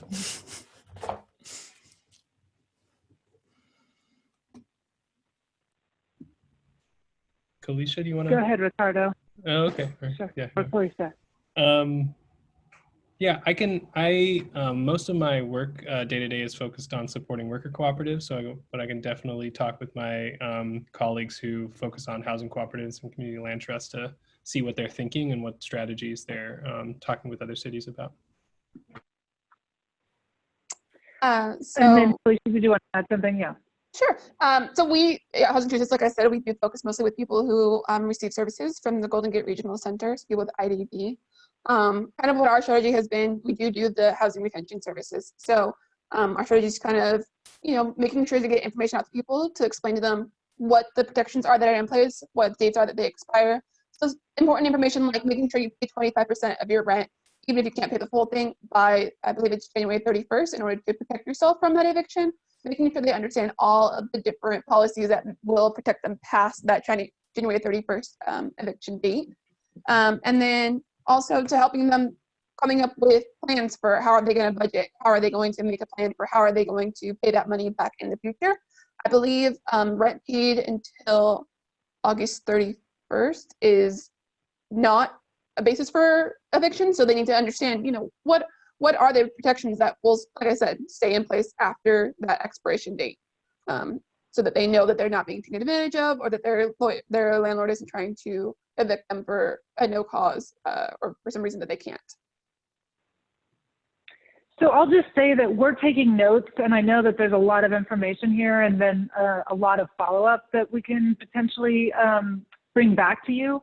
We can, you know, in the second phase, I'll just say, remind us that that's when we can dive in and sort of track, okay, what are the most immediate needs, and what are some potential strategies to address those needs, based on this conversation as well as our presentation. And I think Vanessa, Commissioner Vanessa, you had a question. Did you still have a question? Hi. So I was just curious, Paige had mentioned that middle wage jobs are decreasing, and assuming that they are decreasing, that means we're going to need more lower income housing. And so I was wondering, 15% is great, but it sounds very low also. And I'm wondering if that's just the standard to require for new building permits. And then also I had a question about land trusts, and are families, by participating in this, losing the potential of having equity gains of property gains over time? Great questions. Let me hit the 15% because this was debated pretty heavily. Why not 20? Why not 25? First, state law said, you know, 15 is allowed. If you go above 15, we have to do a special study and send it to the state for approval. But the real issue is if you go too high, then developers won't build anything. Because affordable housing costs the same to build as market rate housing, yet they're getting less rent. So there's a price point where a developer will just say, forget it, I'm not going to build any housing. So you try to push it as high as you can without scaring those developers away. Now, if we had some different model, that's part of what doesn't work. And that's why I'm liking some of these ideas I've heard today. If we need to get out of that model because it really is limited and try something new. But that's why 15% was settled on. So I think with that, I would just want to thank the presenters again, and also Mel Sellender for providing us information, along with a number of other folks who helped prepare for today's conversation. Let's go into the example approaches and take a look. So first, like we've done in every meeting, we wanted to draw our attention to where we're trying to go. What are we trying to achieve? So in terms of economic development and housing, the shorter term results, 1 to 3 years, we're thinking of reducing barriers to economic prosperity for people of color, increasing short-term economic security, and reducing barriers that keep people of color from having and maintaining safe and stable housing. So those being some of the immediate results that we're looking for, or more immediate results. Then the longer term results include improving quality and diversity of economic opportunities, reducing the racial wealth gap, and then increasing the amount of housing affordable to low-income residents and reducing housing instability. And obviously, you can see how these are related and interrelated as the conversation that we just had shows us. So let's take a look at the example approaches. Again, we're going to show economic development, the example approaches first, and then housing, but these are so interrelated. We recognize that from the beginning. Again, noting on the column here, the first column, the levers of change that we identified. So that first icon is programs, the middle icon there is policies, and then practices. So this first example approach is all three of those, we think, and focused on expanding career pipelines, linking residents of color in key neighborhoods with disabilities with careers with sustainable wages. So we heard some of those comments, I think, with Commissioner Edith, the education piece and making sure that people are able to get sustainable wage jobs. In terms of number two, supporting residents of color and low-income residents in starting and retaining small businesses, we know that that is a promising practice and very relevant. We also know that with the pandemic, a lot of folks, and I think particularly women of color, have been hard hit. So we might have to focus in a particular way to support folks during the pandemic, and then looking out in addition to that as well. The third example here, expanding support for low-income residents to receive available high-value benefits that increase household self-sufficiency. Again, that might be obvious, but we want to make sure that the available benefits or tax credits, et cetera, are actually being accessed. In many counties where we've worked, it's often one of the first things that gets discussed. There are benefits available that are not being utilized for lots of important reasons. So I think that might be where we have an opportunity to address some of the barriers. For example, making sure that trusted organizations are reaching out to populations, diverse populations, in culturally appropriate ways so that people really understand the benefits that are available and can access them.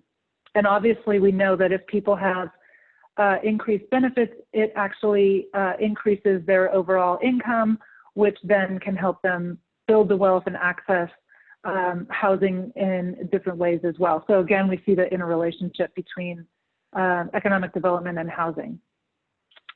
So related to housing, we have 4 approaches. The first being strengthen existing policies to increase support for low-income renters. Locally, there are a number of policies that are in place, and this then would focus on strengthening those, looking at how to reinforce some of those policies. Number 5, expanding support and information to address housing insecurity and homelessness. This could be a range of things, and I think, again, in phase 2, we would want to explore different possibilities. It could be rental and cash assistance, making sure that people, regardless of documentation status, have access. It could look a lot of different ways. I think, Kalisha, you mentioned that one of your strategies could be related to this one. So we can dive deeper into this. Number 6, continue to leverage available land assets, both public and private resources, to increase housing that is affordable with preference for people who live and work in South San Francisco. So again, this idea of workforce housing, developing housing on church-owned property are examples that we've seen in other counties. And then 7, we separated these 2, although they're very similar. Number 7 is leveraging school district assets to provide housing that is affordable for teachers and school district employees in South San Francisco. And I know that this has had, there's been a lot of study locally, and I think there is some movement in some areas related to that, but I think it was paused as far as I understand because of COVID. So these are some of the example strategies that we wanted to present, in addition to the conversation that we just had prior. So I think next we're going to move into the discussion about these approaches. And it looks like Commissioner Mike, you have your hand up. Would you like to kick us off? Yes, when you're going through the economic part, just 2 comments. On the first one, expand career pipelines, absolutely agree. But I'd like to I want to focus on the youth because as Mark Nogales mentioned, the city is moving forward with a new program to provide mentorship and wraparound services to at-risk youth, which does include a summer jobs program component, but it's really wraparound services to help those youth. And link them, yes, to a job. So while number one is pretty good, I'd like to somewhere focus in on youth. And we're thinking 15 to 18-year-olds. There's a point, it apparently, you make it through elementary school pretty well. Then after that, all bets are off in middle school and high school. And there are some really excellent students in South San Francisco. They're going to be fine. They don't need our help. It's the ones that do need our help. I'd like to put something in number one about that. And then number three is great. I think it goes with the Promontory program that this commission started a few sessions back and is moving forward, where we're identifying trusted advisors, culturally appropriate language speakers. Because one thing that I have been informed through this process is that the information we're putting out is not penetrating into the community in the right way. And I think there are a lot of good things available, but either people don't know about it or they don't trust the system. How do we overcome that so the work that is being done and the money that's being put out there is really making an effort? So I certainly support, I support all of this, but I wanted to comment on those two. Thanks. Thank you so much. I think Commissioner Edith, you're up, and then Commissioner Gladys. Well, I also want to follow up with what Commissioner Mike just said. I definitely believe in the education part. And the part I think it really got my attention is that you're also including individuals with disabilities is such an important part, because disabilities can be, mental disabilities, physical disabilities, but there are opportunities for them if you give them the training, if you give them an education. And I might disagree a little with Commissioner Mike about the age group, because I believe that even a second chance to people like myself who went to school later in life and was able to reach out to get a teaching credential, my master in special education, made me be where I am right now. But without that opportunity of that linking, as it says here, expand the career pipelines, linking with residents. So people who live here, so I live here, I got that opportunity because of the housing, and then I was able to move to another level, right, financially, where I can support my children, and therefore the continuation of my children now going to college. So I do disagree a little bit with that. Not just the youth, important, the youth is important, but I think let's find ways, right, to include all of them in that. You are absolutely right. But I definitely, number one is my number one out of the 7. So I wanted to comment on that, and definitely continue, number 6, continue to find ways that the public and private resources increase housing. Thank you so much. Okay, Commissioner Gladys. Yes, so I wanted to comment on number 2, is to support residents of color on low-income residents in starting and retaining small businesses. Just based on the slide that you have about the Latinx business ownership, it seems to me it's pretty dramatic, and that the city is still not clear of why is that like that. I think it's something that needs to be addressed. That is definitely an important piece. So that's the one that I want to support. Thank you very much. Commissioner Kayla, and then Commissioner Chair Floor, then Chair, yeah. Okay, I would like to support numbers 5 and 6, and just highlight that those were the ones Kalisha recommended in her presentation. I think something that I've personally been struggling with is like, people have jobs and still cannot find or afford a place to live, and just the tension between like which one to prioritize, economic development or just like the need to have a place to live. So that's why I would lean more towards 5 and 6 on focusing on housing first. Thank you very much. Commissioner Nicholas. Hi. Hi, we all know that part of wealth building is owning home ownership.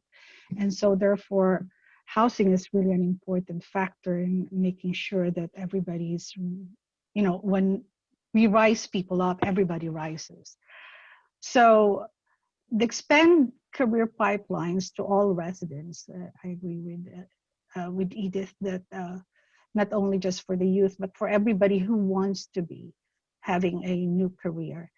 That goes also with the helping the low-income residents to have their own small businesses, because that's also livelihood for everybody, especially as we have seen, 30% or a third of our residents here are Latinx, but they don't own businesses.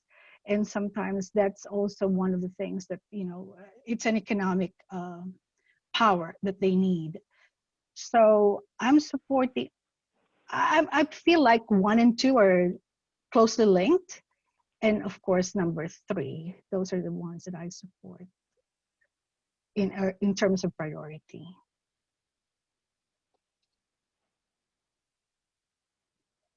Thank you. Thank you. Myra, I see your hand up, and then Commissioner Mark. Yes, I just wanted to add sort of a general comment as you guys look to moving into phase 2, where you're going to do more analytics and a little deeper dive. I would just generally encourage that with each of these, there is some way to surface any issues of discrimination that are going on, because racial discrimination, if left unaddressed, will sabotage some of these efforts. So I hope that that'll be a part of it too, that there will be a way to get feedback and input and more insights into, are there discrimination barriers that you guys need to be aware of as well, in addition to some of these efforts? Thank you very much. I think that's well said. Commissioner Mark. Well said, Myra, well said. Nell, are you still on the line? I have a question that's going to help me kind of move forward. In terms of the rental assistance program that we have, can you tell me in terms of the demographics, who are, I guess maybe neighborhoods are the most effective in terms of who actually applied for the rental assistance? Because I think that can be very telling in terms of the communities that are affected by what's happening. That sounds like a question for Nell, or we can follow up at a later point. The reason why I asked, because I'm supporting 5 and 6, is that if I'm correct, communities of color, potentially the Latinx community, have been really affected by the COVID situation in South City and in San Mateo County. I think the numbers proportionally have said that Latinx and Latinos and Latinas have been affected mostly by COVID in the high populations. And as these moratoriums end, we are going to face a problem in terms of how we're going to help these individuals stay in their homes. And that is an issue we need to tackle that affects communities of color. And so that's why I'm pushing for 5. And 6, I think, the presentation that we saw, I think we can definitely take a look at policies that would affect communities of color to ensure that we can provide affordable housing to individuals who want to be able to stay in South San Francisco. So, I mean, those are the 2 that I'm pushing forward, and I think that for me it would be a priority. But I mean, honestly, all these are great examples, and I wouldn't. If any of the other ones would move forward, I would support those as well. But for me, just right now, I think 5 and 6 is what I'm looking at in terms of supporting right now. And Nell, did you want to add anything, or? Yeah, I mean, I'm happy to just say very briefly that we have not mapped, and I apologize, my toddler is losing her mind in the other room. We have not mapped the addresses of the households we have provided assistance to, although we could. We may not want to share that map sort of publicly, but we certainly can make some sort of overall deductions from that. It will not necessarily include, unless the YMCA is open to sharing it with us, what other sources of funding have funded, right? So it won't show the county has a lot of renter assistance dollars flowing through the YMCA and serving South San Francisco residents. It may not show that, but it would show where our money is going. So we could absolutely prepare that for some high level data on that for the commission. Thanks, Al. Thank you so much. So I see two more hands, and then I'm hearing a lot of support for, I think, all of these. We are at the end of phase one. So in terms of, you know, initial exploration, we can go forward and see if there's any that people want to lift up, but we don't need to take any off the list right now. I just want to mention that we're not taking any off the list. So with that, Commissioner Mike and Commissioner Vanessa. Well, actually, you just answered my question. I was asking a process question of are we supposed to vote and eliminate one of these? Because they're all great. And I would advocate moving them all into phase two, where then staff like Sharon and others will take each one and do more detailed research and specifics and bring it back to the commission. It sounds like we're not required to eliminate one today, which I'm happy about. Yeah, and the reason why we didn't want to eliminate any of the particular topic-focused meetings is because we understood from the beginning that there are many kind of overlapping and interrelated approaches because the issues and the root causes of the issues are related. So I think it will be important for the next meeting that we have to take an opportunity to see how they are, you know, perhaps we could nest one in you know, under the other, or simplify a little bit, because there's a lot of approaches, but we do have the opportunity to look into all of them potentially. Commissioner Vanessa. I just wanted to say for number one, I like it. I'd like to see how we can utilize, I know not just the youth, but also to utilize schools and getting the youth in internships and in jobs and trades to get them started in their career as they're graduating. I feel like that's a good opportunity for us to catch the problem and to create change earlier in their lives. And then also for number five, expanding support and information to address the housing insecurity, especially with what's coming because of COVID and the housing crisis that we're coming upon. I'm wondering how we can utilize that Senate Bill 1079 and the tax dollars that we're getting in from businesses to maybe purchase land or create new opportunities for people as we're coming up with this crisis. Thank you. Thank you very much. And I see one more hand, Commissioner Norm. You know, like you say, in seeing his list, I agree with a lot of people. I think number 6 is a very strong point, but the real difficult part, and I do agree with those who've stated keeping them all on there, because if you look at them, they're all linked together so strongly. You need to have the career the wages to live here. You need to have the programs to go there. I mean, these all link together. I mean, it's tough to, so I'm glad we're pushing them all forward. And I think, again, as we've said, what I've said in prior meetings, it's a matter of getting the conduit of information out to those who need to know. And I do like looking for land use to other options, because having been involved with my other commission work here in the city, I've dealt with housing a lot, and I've seen the roadblocks that do arise, and any new options or plans would be appreciated. Thank you very much. I think you make some really good points. And I think, you know, part of having the commission be made up of members from different key parts of the city decision making is actually really important, because you're able to participate in this conversation, and then you're able to have conversations with your folks, and that actually helps move change, both short-term and long-term, you know, make it more possible. So I really appreciate everyone's participation on this commission. And I see Commissioner Pat's hand up. Hi.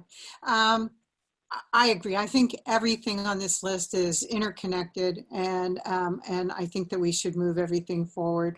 Initially, as Mark said, 5 and 6 were my choices. One, the school district has looked at opportunities to partner with like the unions to create a pipeline to move our kids into careers. That can be expanded, and I'd love to see it expanded.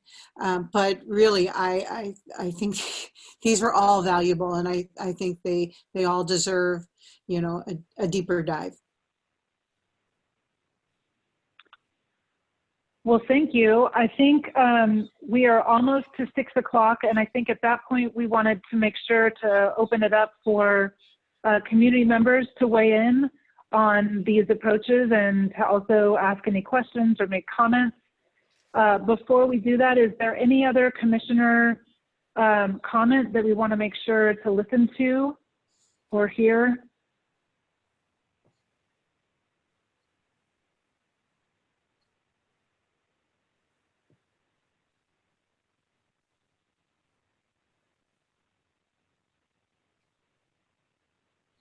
And I'll just, I think we froze for a minute there, but we're back. I will say from just reflecting back, what I heard is that we are not going to move forward, you know, 2 approaches. Instead, we're going to move them all forward because we see them as so interrelated. Is that right? So maybe we'll do a hands up on that approach.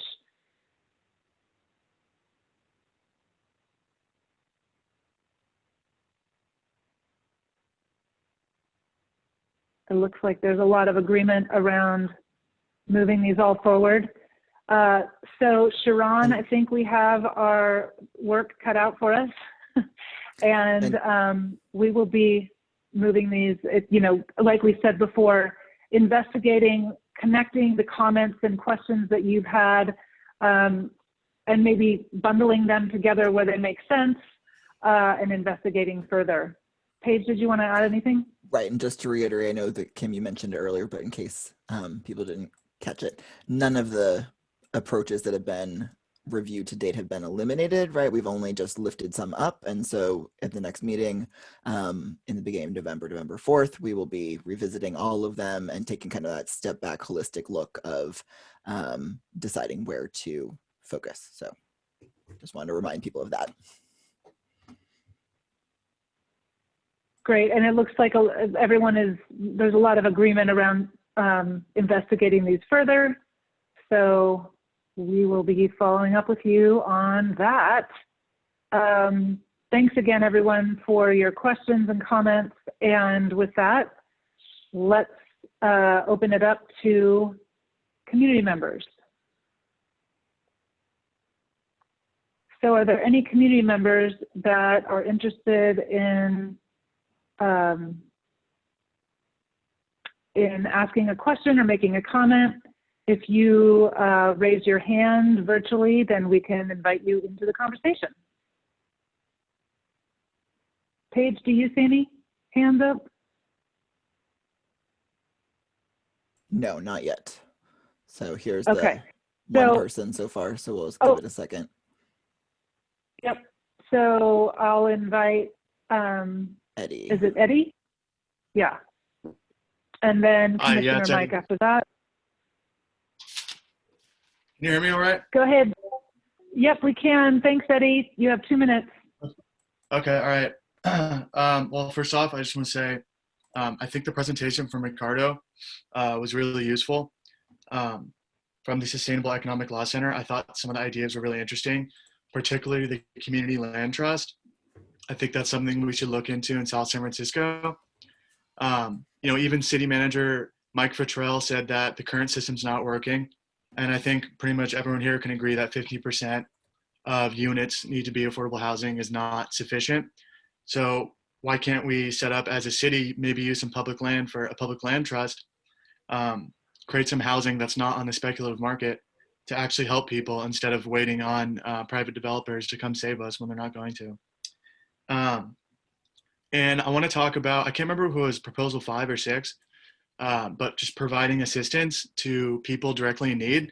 I think that's critical. I think we need to do that, increase the rental assistance, especially if we're going to be facing a wave of evictions coming up because the rent is accruing. We need to help out our people renting because first of all, rent is insane here in South San Francisco. And that should be expanded. And I just want to refer back to a program the city had. It was a landlord bailout program. The city was using public taxpayer funds to give money to landlords that had people in there that weren't paying rent. And I think that's kind of ridiculous. I think that's trickle down economics. I think we need to just be giving assistance directly to people in need that are renting. And I just want to give a theory for why that was even a program in South San Francisco. I looked at Richard Garbarino's Form 460, which is his campaign finance statement, and he received $3,000 from the California Real Estate Political Fund, a lobbyist group for real estate, and he also received $1,000 from the California Apartment Association, a lobbyist group for landlords. So I think it's pretty obvious why our taxpayer money is being used to pay landlords in a trickle-down economic scheme when our money could be used directly to help out our residents that are actually renting. So please look into community land trust because that's a system that is completely different from this messed up, speculative, profit-driven, predatory capitalist land model that we're currently using. And let's transition to a way that we can value humans over property and profits. Thank you. Thank you.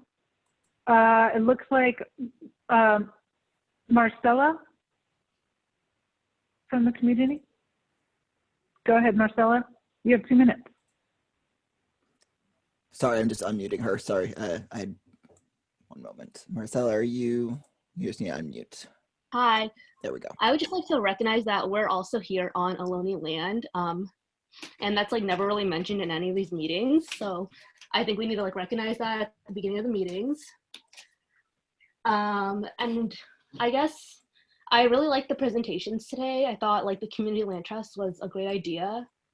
Also, I don't really know why we didn't talk about like the general plan that much because I feel like that has a lot to do with like community development and housing. So I guess with the general plan, I would just like to see like more or like an option for housing in South City is not to just put all like the high rises and like high density housing in one area of the city and really like distribute like housing density, because I feel like the plans show that most high density housing will go to the east side, and I feel like if we spread out housing density like across the city, it will help the people who live in South City. So yeah, the city council wants to build on East South City, and like these are the people being displaced as we saw in the presentations today.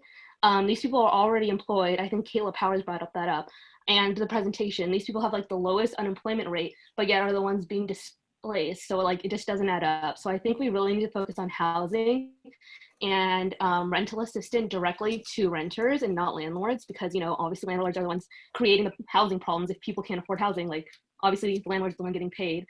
We shouldn't be bailing out landlords. We should be bailing out our friends and neighbors, you know, like these people are needing help. And also like houses are pretty much only sold to like white families, you know, historically. So I think we need to like think about that and really have that in the conversation, because I don't really hear any of that. And, you know, the Shengs were kicked out back then, but, you know, Latinx people were being kicked out now, you know what I mean? Thank you very much, Marcella. Do we have any other community members who would like to ask a question or make a comment? I see that Commissioner Mike, you have your hand up. Would you like to go while we're waiting to see if any other community members have a comment? I'll have to confess, I didn't lower my hand from the last time. Sorry. Okay, no problem. We just didn't want to miss you if you had something to say. Okay, thank you. Okay. Any other community members?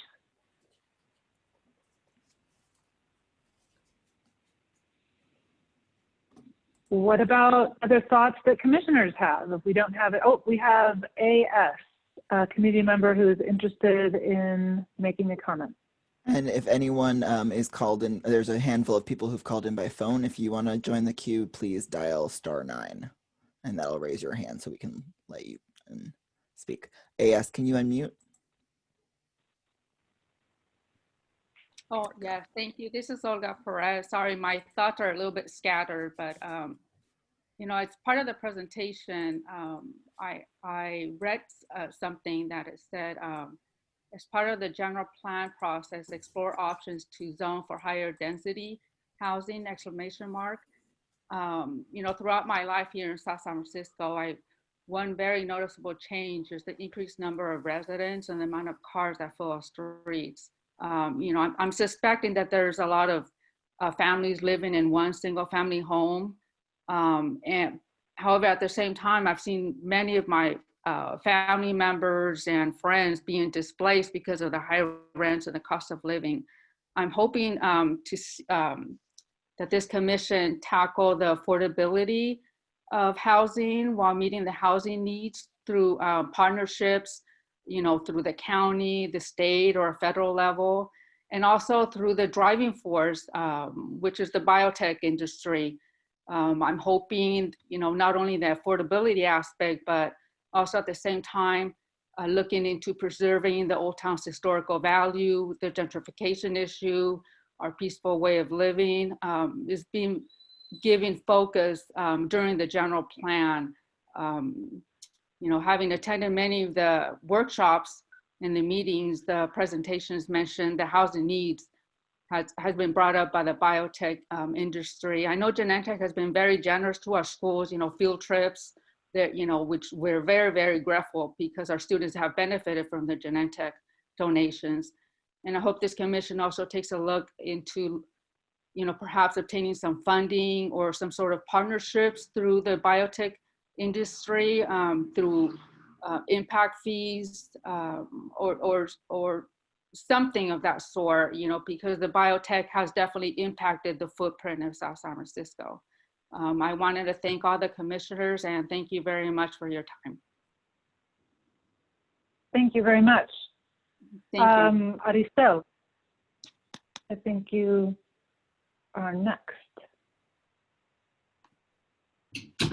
Yes, there's so many things to address regards to what's been talked about today. I will say that I think we need to have a serious look at what are affordable wages in South City.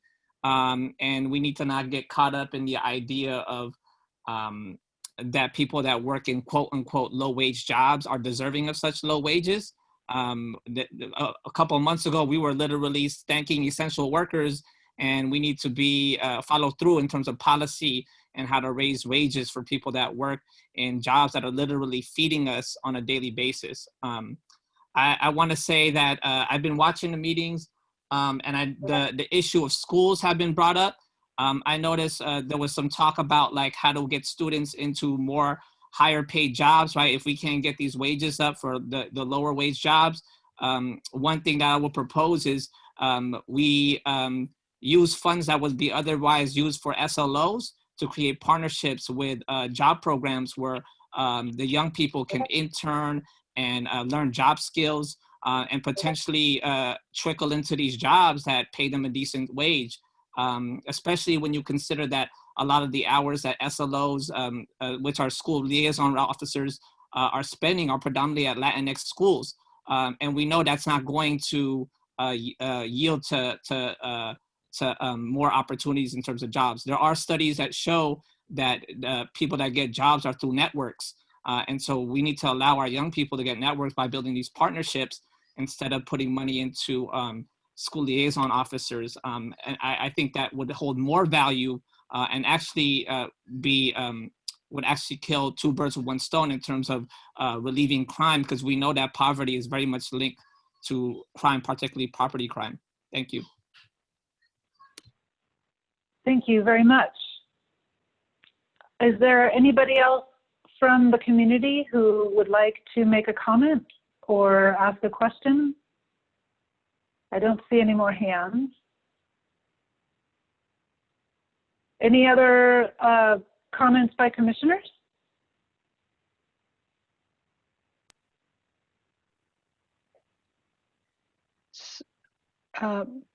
Thank you. So Kim, since there's no one in the public anymore who would like to make a comment, I would like to thank Kalisha Webster from Housing Choices and Ricardo Nunez from Sustainable Economic Law Center, and of course our very own Nell Selander from the Economic Development Department of the South San Francisco. Hearing that I think everyone is to watch the debate, so hearing that there's nothing more to discuss, I'm adjourning the meeting. Thank you. And I'll just say I'm really excited to look more into all of the comments that people have made. I think these are really important comments. We're going to take them into consideration as we go into our next meeting in phase 2. So thanks so much, and we'll be in touch. Thank you all. Bye.